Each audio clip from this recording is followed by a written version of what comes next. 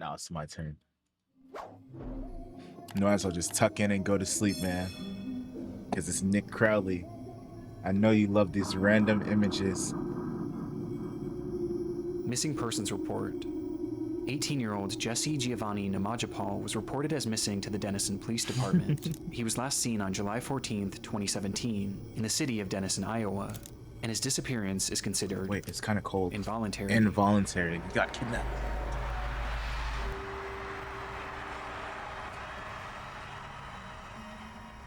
This report was created on New Year's Day 2020 on the website NamUs, a platform designed to help resolve missing, unidentified, and unclaimed persons cases nationwide, with the hope being that someone out there, anyone, might know what happened to this July 14th. man. The light is on. It wasn't the first mention of Jesse's case in the online world. Despite being an incredibly obscure mystery, several sources had brought attention to his disappearance in the past, one of which being the official state website of Iowa. Though each had gone without resolution, and they all shared a distinct similarity, they were almost entirely void of context. There was essentially no information— You mean like this? Computer. Turn off the light. Doesn't the camera look like super about laggy who now? Jesse was and what led up to his disappearance, aside from the mere mention that it was believed to have been involuntary, meaning law enforcement assumes he was kidnapped or perhaps even killed. It's a missing persons case that admittedly comes across as hardly noteworthy, as the lack of information leaves us with seemingly no story to tell. But this is only on the surface, as years after this report was made, a Redditor began to peel back the layers of Jesse's case, which eventually led them to his various social media accounts, and in turn, a slew of depraved and unexplainable content that morphed this case from a seemingly standard disappearance into one of the strangest internet mysteries in recent memory. This is the disturbing story of Jesse Nimajapol, and the internet rabbit hole he left behind. Nick Crowley presents Jesse Nimajapol, an internet rabbit hole.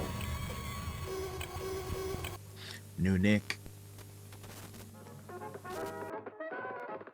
We will return after these messages. I can't even read that.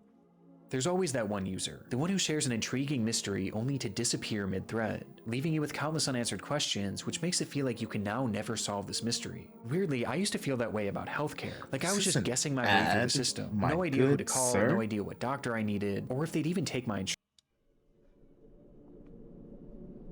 This video contains theories and speculation based on, well, it was better. Although Jesse Nimajapol's disappearance garnered very little public attention, there were a select few who wanted to know more, as despite there being a glaring lack of context within these reports, there were several things that stood out as unusual. Within the nicknames and known aliases section, there were 3 names listed: Juan Carlos Samay Nimaja, Daryl Jamal Brown, and Reynaldo Alterio Colon, which was a surprisingly high number of aliases for someone just 18 years old. And on the topic of his age, something about this felt off. He appeared older than 18, with his face looking like that of a full-grown adult rather than a teenager. Yeah, he looks like...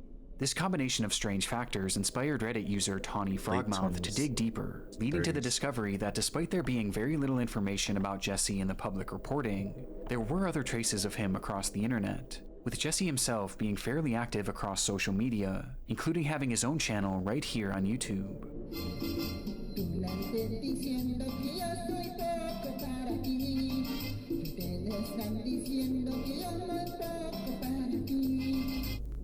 The account was simply named Jesse Nimajapol and showed the 18-year-old performing various songs and dances in his native language of Spanish.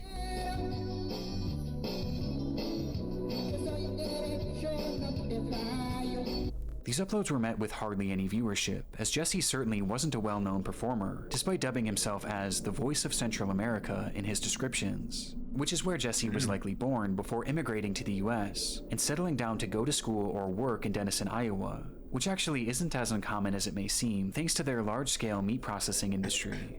Ew. And while posting videos of yourself singing and dancing is nothing out of the ordinary for a teenager, there were some peculiar details that stood out when looking through Jesse's content, with the first being his appearance. Much like his missing persons photo, he doesn't really look like a teenager, as on the rare occasion where he shows his full face, you can tell he looks quite old for his age. Though it's difficult to say for sure, the quality of these videos is extremely poor, and he's almost always wearing large, brightly colored sunglasses that cover much of his face. But these sunglasses and the outfits he wore only drew more skepticism, as despite looking older, he dresses in a way that almost makes it seem like he's trying to appear younger, like this is what an older person might think a teen would wear. But we'll come back to this later, He's as dressing this like was far Nathan. from the strangest detail found on the channel. It's easy to overlook at first, but once you notice it, it changes the entire perspective of this case. Is when you look at the date in which these videos were uploaded, every single one of them was posted in 2018. Right. The year after Jesse was last seen. Oh. It makes no sense and poses two questions. Are we sure this account actually belongs to Jesse? Well, despite having the same name and appearing like the same person, his videos also shared crudely edited slideshows that displayed pictures while he sang. And in one of these images, we see Jesse dressed in the same exact outfit in the same exact location Different person. as his missing persons photo. This is certainly him, or at least videos of him, prompting the second major question. Could this be someone using older clips of Jesse? It seems possible at first, but these videos were all posted as if they were from Jesse's perspective, who again had no semblance of a career in entertainment. And it's not like they were being shared to help promote search efforts for him, as there's not a single mention of him being missing throughout any of the uploads. And the further we go down this rabbit hole, the more unlikely this whole train of thought becomes, which you'll soon start to realize, leaving us with one bizarre truth, that Jesse was the one posting these videos, and he was doing so while being a missing man, who is presumed to have been kidnapped or killed. In fact, even to this day, his listing remains active, yet here he is dancing and singing like nothing ever happened. It's clear that cracks were beginning to form, and nothing about this case was what it seemed. And this wasn't even the final discovery to come from Jesse's YouTube channel, with the next taking us down a new and far more unsettling path. As mentioned previously, Jesse would often include slideshows edited over his songs, with these photographs sometimes depicting himself, but more often than not, they actually showed other people, and specifically, other young boys. Okay, so what? Why do you say it like that?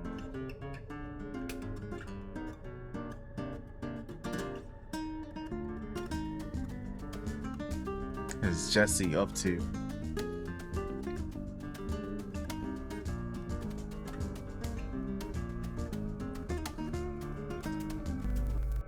His channel is filled with images of children who appear to be preteens or even younger, with these accounting for the vast majority of the pictures he shared, including his very own profile photo, which shows a child sitting on the steps of a swimming pool.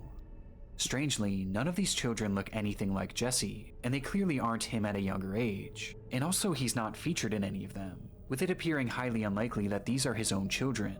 Instead, they appear to have been taken from various children's social media pages, while some seem to be more candid, perhaps even being taken by Jesse himself, who included them in these videos for unknown reasons, almost as if he was infatuated by them. And the further you follow his online trail, the more unsettling this all becomes. His online trail.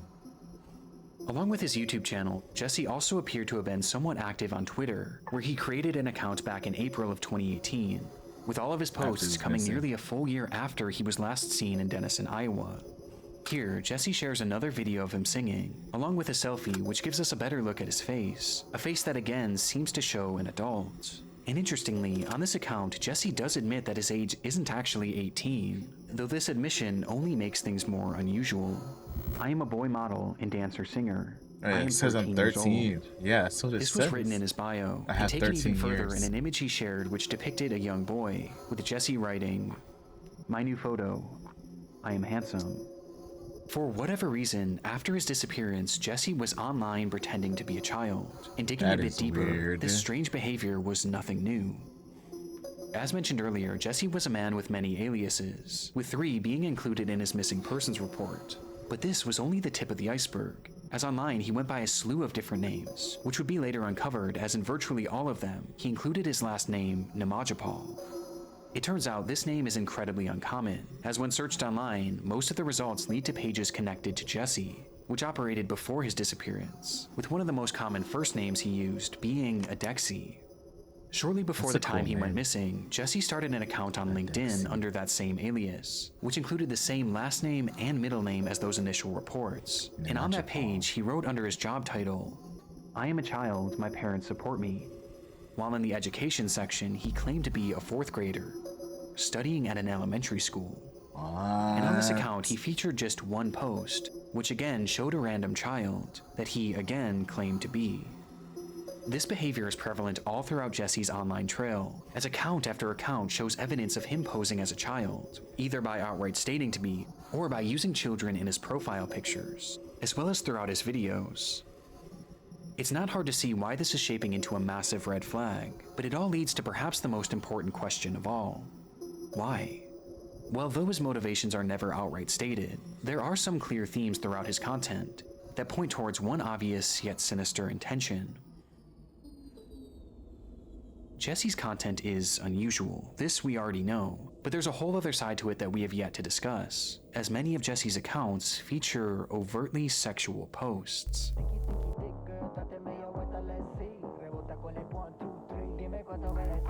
These will often come in the form of strange videos and images showing Jesse doing erotic dances and poses, including very intentionally showing off his groin area, as well as his own nude images with his hand covering his genitals. His content is straight up pornographic in nature, which is highly disturbing as it's often placed aside images of children and on accounts where Jesse is claiming to be a child. It's all a recipe for disaster, and is extremely reminiscent to other cases we've covered in the past involving internet predators. And we haven't even got to Jesse's most damning account of all.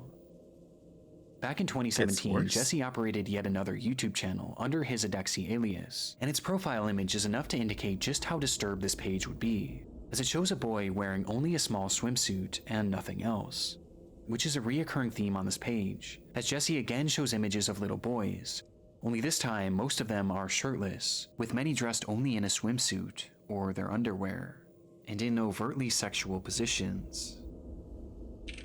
Along with this, Jesse has images of himself mixed in, where he appears to be completely naked, dressed only in his boyish sunglasses. Now on his Jesse Nimajapol channel, I mentioned that he almost appeared to be trying to look younger, and when I was sifting through these videos, I realized that he dressed extremely similarly to many of the children he shows in his photos, like he's trying to copy their look, and pass himself off as one of these kids, despite him obviously being much older. But he takes this even further, as his images are edited to remove any wrinkles or blemishes from his face to give him a more youthful appearance. And he didn't stop there, as he would also show off pictures of various toys, wear shirts made for little kids, and even wore his own backpack. He also has some images that he printed out himself and propped up next to stuffed animals, Legos, and various other children's toys, which for some reason is just so particularly haunting to me, and indicates a clear interest or obsession with these children. Strange behavior. Bizarre man. doesn't even begin to describe it. And missing persons case aside, Jesse Nimajapol was pretending to be a child online, and he had been doing it for years. And given that his content is blatantly sexual, it's clear that this is all some sort of fetish. A fetish that involves children, as not only does he share these suggestive images of kids, along with nude photos of himself, but he's also added various edits to some of the photographs that show off his obvious lust for these kids. Oh, Spotify playlist.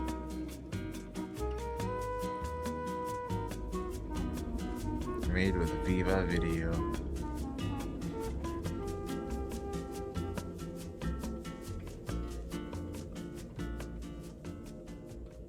As some appear to have been edited to add hearts and various phrases about love, with one even featuring the phrase, "I love you."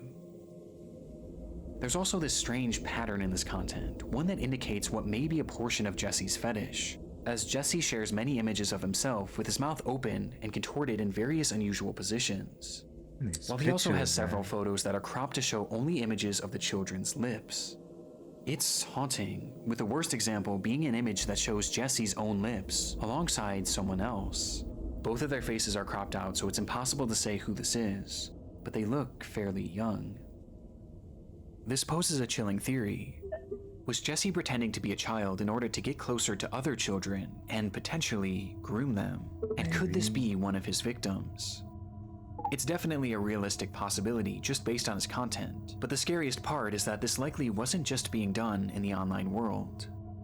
Despite his report saying so, Jesse clearly seems to be older than 18, And given that he's gone by so many different fake names in the past, and he has a history of lying about his age and pretending to be younger, Brother, it's it's very not likely 13. that Jesse Nimajapol never even existed, and was instead just a persona created in order for him to pose as a child.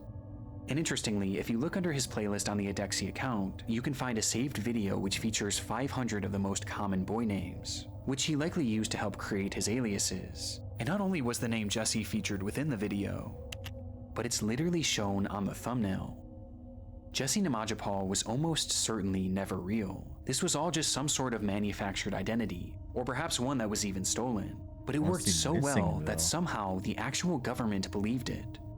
Which makes me wonder, was Jesse living a full life as a fake child in Denison, Iowa? Was he interacting with other kids, and perhaps even going to school? I mean, he was clearly known in the community well enough to be reported missing. And isn't it quite the coincidence that he just so happened to vanish at the age of 18? Whoa. Maybe he ran away because under that alias he was no longer a child, and he did so to start a new life elsewhere where he could further pose as a kid and engage in whatever disturbed behavior he was engaging in, which he clearly did online at least, as just a few months later he was posing as a child on Twitter.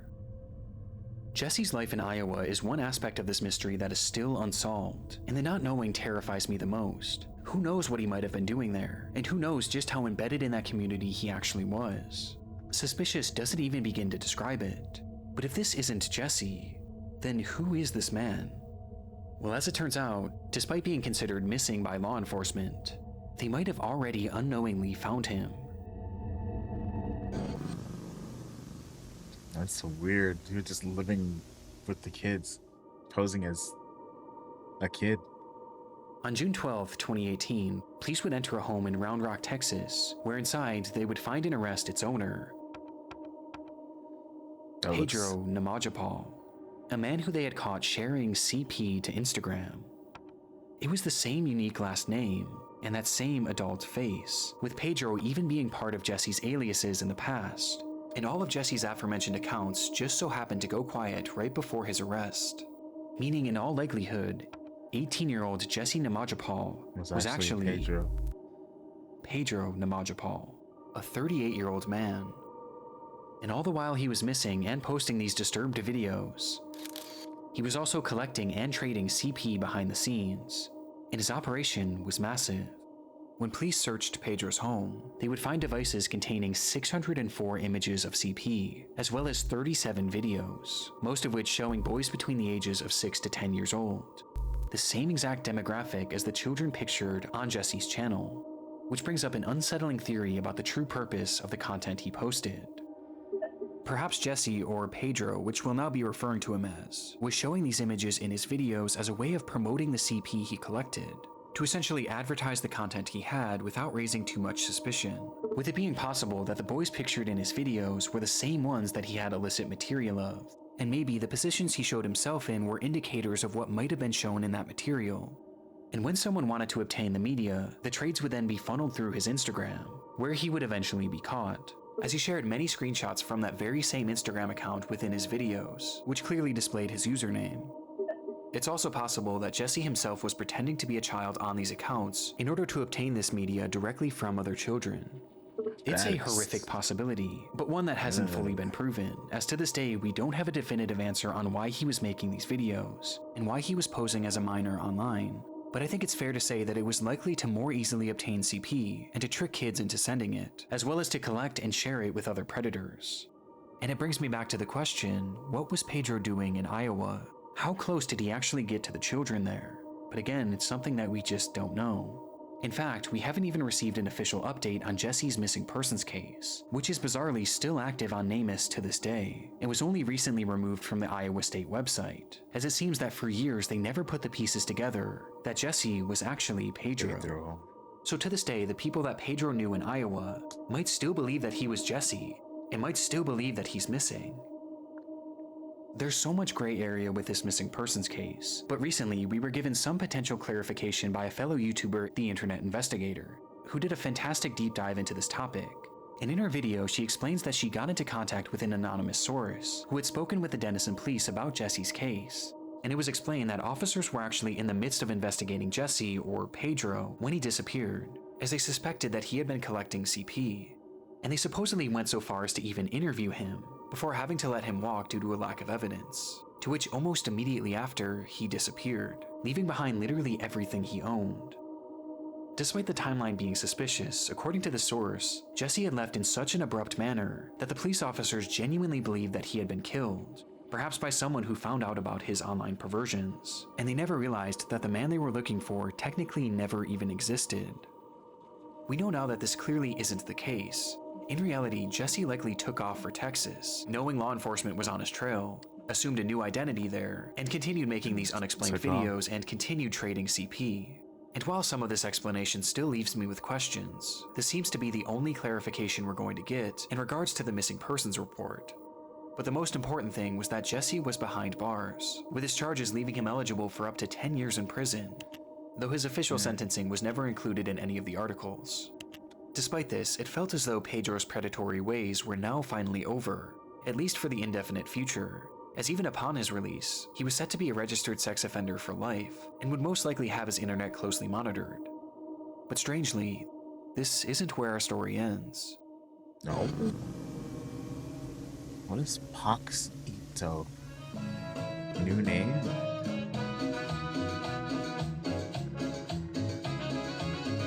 I don't even want to dance to his music anymore. The clips began appearing on a YouTube channel called Paxito Chingon, and showed what was clearly Pedro dancing and singing as if nothing had ever happened.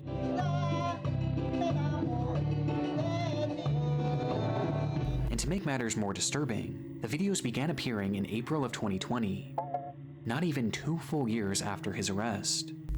I couldn't even believe it at first, and immediately I assumed that this was just someone reusing his old content. But when I dug a bit deeper into his sentencing, I realized that the timeline sadly checks out.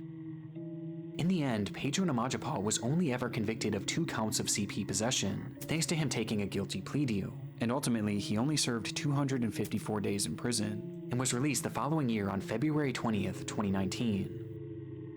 Now all of this did carry with it the requirement that he register as a sex offender for life, but this only really matters when you're in the United States, and when you look at his captions, he claims to be in Guatemala, which is where it's believed he was from initially, and where he appears to have returned to, likely as a result of being deported. And now that he's there, there's essentially nothing that law enforcement here in the United States can do to keep him in check, which he's taken full advantage of, as in those same captions where he claims to be in Guatemala, he also claims to be a child, and continues to dress like one.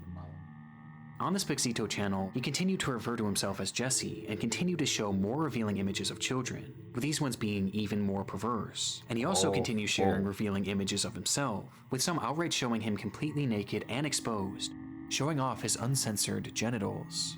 Whatever system of CP trading or child grooming he was doing on his YouTube channels before, he's clearly still doing it, and he's only gotten more brazen.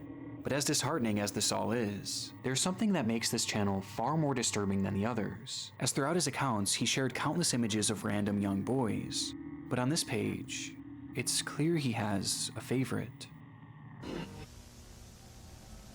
Abel and King?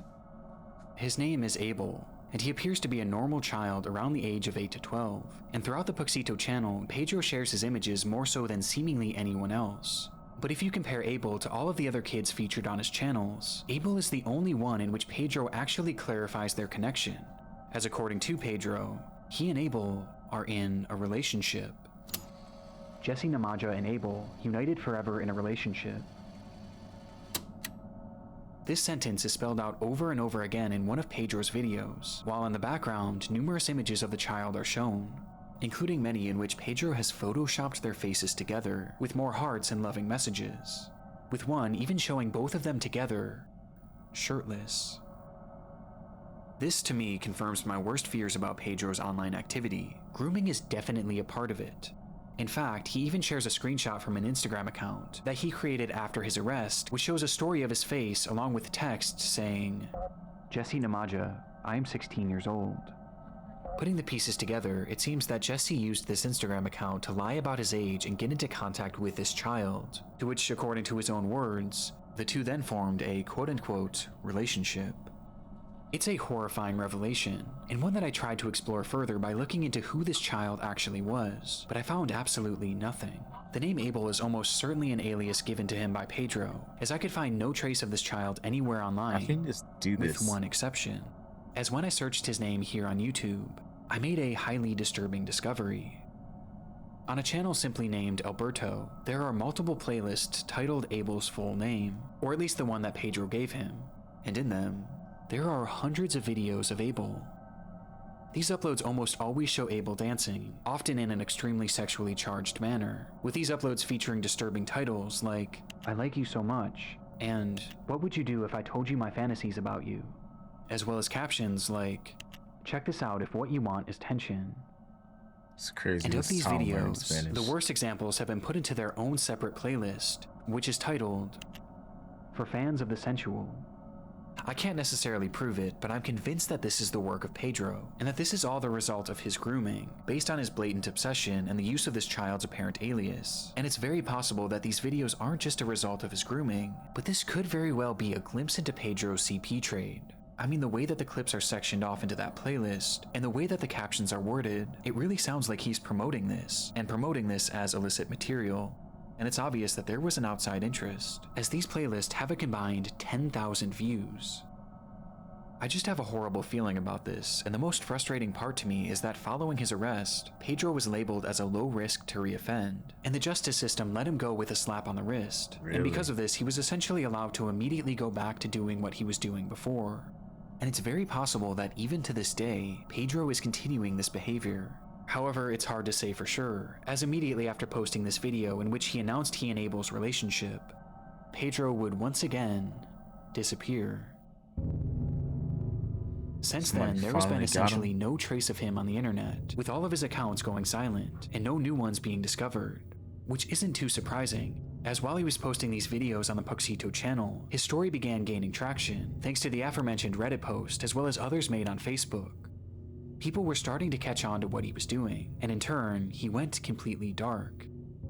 Some believe that he's hiding out in Guatemala living off the grid, while others believe that he's still making these videos and grooming children, and he's just gotten better at covering his tracks. I've even heard it theorized that Pedro might actually be dead, as his trail truly is that cold, though I was able to find one final trace of Pedro that contradicts this to some extent.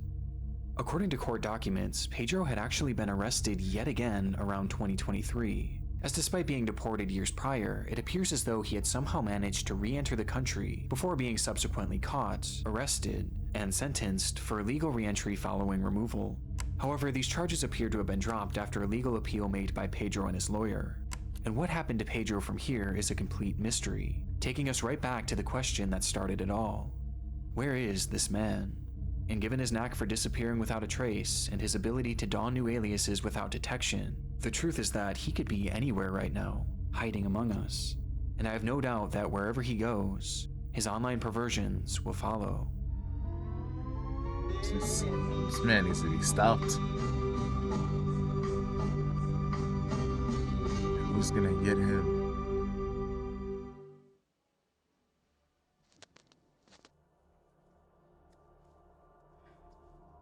Cybertip.org. This is truly one of the most convoluted and strangest cases that I've ever come across, and I feel like there's so much about it that we still don't know or at least fully understand. Hopefully more of this information will come out in the future to clear up some of the confusion, and if it does, I'll be sure to keep you guys updated. Cool. Well, it wasn't cool, but it was a cool video. Hopefully someone gets that, man.